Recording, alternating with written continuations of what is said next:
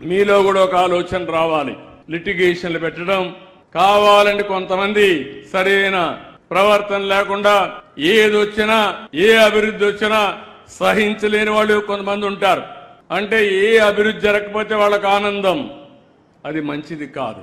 ఒక్కోసారి కొన్ని అభివృద్ధి కార్యక్రమాలు వస్తాయి.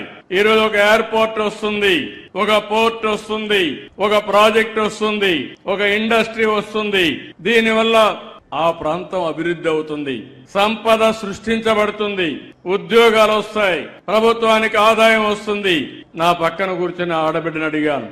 యానాది కుటుంబం నెల్లూరు జిల్లాలో తరతరాలుగా పేదరికంలో ఉండే ఏకైక కుటుంబాలు ఈ అనాది కుటుంబాలని చెప్పి కూడా నేను మీకు తెలియజేస్తున్నా. వాళ్ళని పైకి తెచ్చే బాధ్యత మన మీద ఉంది. ఈ రోజు మనం చూస్తున్నాం, గ్రామంలో అగ్ర కులాలు గాని ఊర్లో అందరూ బాగుంటారు. ఆ 10, 20, 30 యానాది కుటుంబాలు మాత్రం ఊర్లో అభివృద్ధి అయ్యే పరిస్థితి ఉండదు. ఈ రోజు నేను ఒకటే ఇక్కడ ఈ పార్క్ లో ఆలోచించాను. రేపు రాబోయే రోజుల్లో 175 నియోజకవర్గాల్లో 175 పార్కులను ఏర్పాటు చేస్తాం.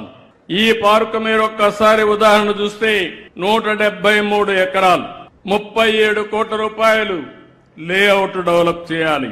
338 ఇండస్ట్రీస్ వస్తాయి.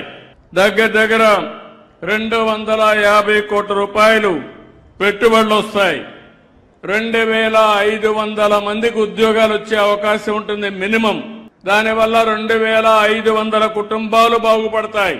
ఇలాంటి ప్రతి ఒక్క మండలానికి ఒకటి వస్తే ఎంత అభివృద్ధి జరుగుతుందో ఒక్కసారి ఆలోచించండి. వ్యవసాయం తర్వాత ఎక్కువ ఉపాధి కల్పించే రంగం సర్వీస్ సెక్టర్ అయితే, సర్వీస్ సెక్టర్ అభివృద్ధి కావాలంటే ఇండస్ట్రీ కూడా చాలా ముఖ్యమని చెప్పి కూడా నేను మీకు తెలియజేస్తున్నా.